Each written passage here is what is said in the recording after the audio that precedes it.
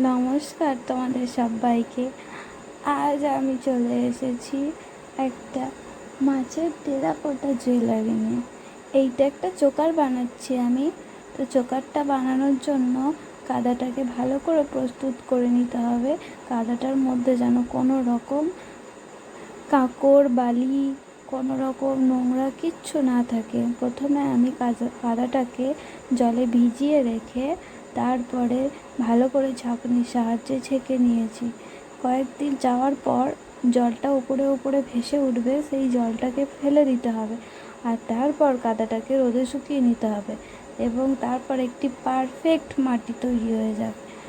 সেই মাটিটাকে আমি এই মাছের শেপ দিয়ে নিয়েছি। শেপ দেওয়ার পর এটাকে আমি শুকিয়ে নিয়েছি এবং শুকিয়ে নেওয়ার পরে এটাকে আগুনে পোড়ানো হয়েছে।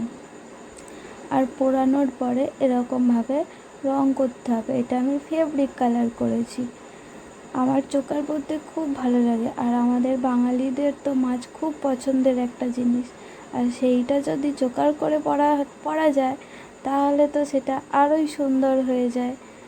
তো আপনাদের এই ভিডিওটি কেমন লাগলো সেটা আমাকে কমেন্ট করে জানাবেন, আর আমার চ্যানেলটি সাবস্ক্রাইব করে দেবেন। সবাইকে ধন্যবাদ।